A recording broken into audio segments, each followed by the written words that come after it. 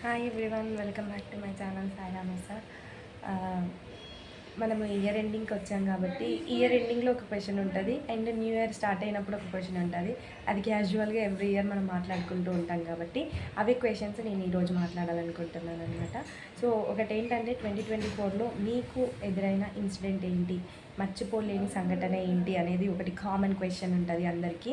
And second question వచ్చేసి మీరు 2025లో ఎలా ఉండాలనుకుంటున్నారు, ఇంకా ఏం అచీవ్మెంట్స్ చేయాలనుకుంటున్నారు, మీ లైఫ్ని ఎలా చేంజ్ చేసుకోవాలనుకుంటున్నారు అనేది ఒక క్వశ్చన్ ఉంటుంది కదా. సో దాంట్లో నాది ఫస్ట్ 2024లో ఒకసారి చూద్దాము. 2024 చాలా అప్ అండ్ డౌన్స్ ఇచ్చిందనమాట. చాలా ట్విస్టులతో ఒక పాయింట్ ఆఫ్ వ్యూలో నేను ఒక బ్యాగ్స్ పట్టుకొని అసలు ఏంటి అనే ఒక క్వశ్చన్ మార్క్లో రోడ్ పైన నిల్చున్నాను అనమాట. సో ఆ ఇన్సిడెంట్ ఇంకా నేను ఎప్పటికీ మర్చిపోలేను. నా లైఫ్ లాంగ్ గుర్తుండిపోయే ఇన్సిడెంట్ అదే అనమాట. అక్కడ స్టక్ అయిన నా లైఫ్ ఏంటి నెక్స్ట్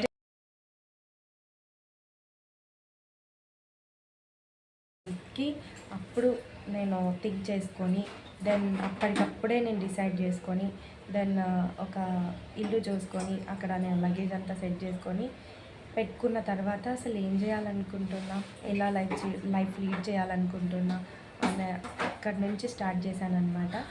సో అప్పుడు అన్నీ అయితే సెట్ చేసుకున్నా.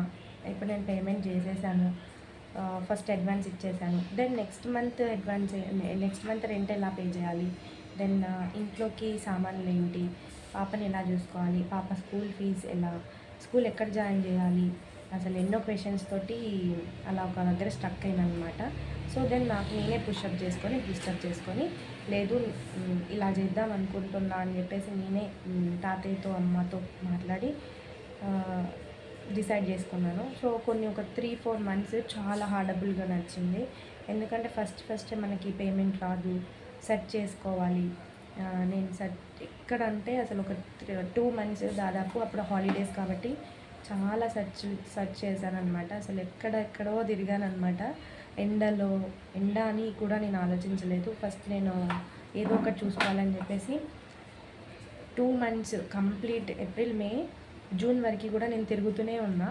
అన్నిట్లో డెమోస్ ఇస్తున్నా, వెళ్తున్నా, ఓకే అని చెప్తున్నారు. శాలరీస్ విషయంలో అప్పుడు నాకు కొంచెం ఎక్కువ శాలరీ నీడ్ ఉండే, ఎందుకంటే నాకు ఉన్న ఖర్చులకి అక్కడ అమౌంట్కి సెట్ అవ్వలేదని చెప్పేసి ఇంకా అలానే తిరుగుతూ ఉన్నానన్నమాట. ఎక్కడెక్కడ డెమోస్ ఇచ్చాను, అక్కడ నుంచి కాల్స్ వస్తున్నాయి. ఓకే అని చెప్తున్నా, వెళ్తున్నా, శాలరీ దగ్గర ఆగిపోతున్నా.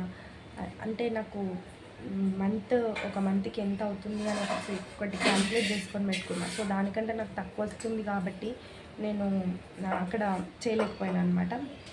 సో ఎనీవే ఒక 2 మంత్స్ చాలా ఇబ్బందితోటి ఉన్న వాటితో అడ్జస్ట్ అయిపోయాను అనమాట.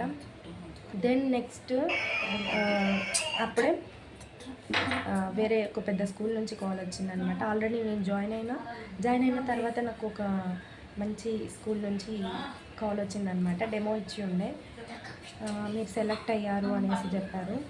సో ఇప్పుడు ఏంటి, నేను ఆల్రెడీ ఇక్కడ జాయిన్ అయిపోయాను, పాపది అడ్మిషన్ తీసుకుందాము అనే ఒక ఆలోచనలో ఉన్నాను అనమాట. సో